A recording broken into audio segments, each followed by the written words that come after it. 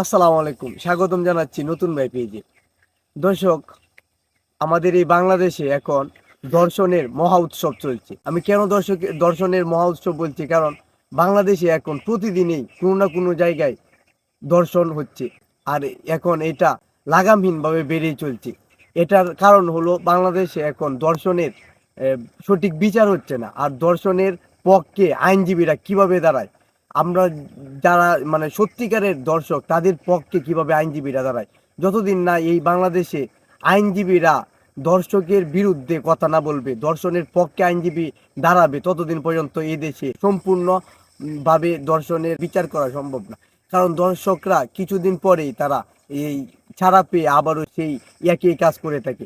তাই আমার মনে হয় ইসলামের মাধ্যমে যদি এই দেশে দর্শকের বিচারটা করা হয় প্রকাশ্যে, যদি বিবাহিত দর্শক হয় তাহলে কোমর পর্যন্ত মাটিতে গেড়ে পাথর মেরে তাকে মৃত্যুদণ্ড দেওয়া, এইভাবে যদি একটি প্রকাশ্যে এইরকম একটি মৃত্যুদণ্ড দেওয়া হয়, তাহলে মনে হয় না যে পরবর্তীতে দর্শকরা সাহস পাবে এইভাবে দর্শন করার জন্য। শুধু সরকারের উপর চাপিয়ে দিলেই হবে না, আমাদের নিজেদেরকেও দায়িত্বশীলদের ভূমিকায় অবতীর্ণ হতে হবে। আমরা নিজেরা যদি দায়িত্বশীল না হই, তাহলে সরকারের একার পক্ষে এটার সুষ্ঠু বিচার করা সম্ভব না।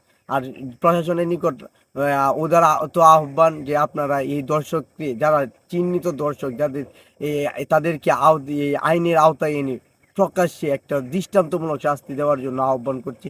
আজকের মতো এখানে বিদায় নিচ্ছি। ধন্যবাদ সবাইকে। আসসালামু আলাইকুম।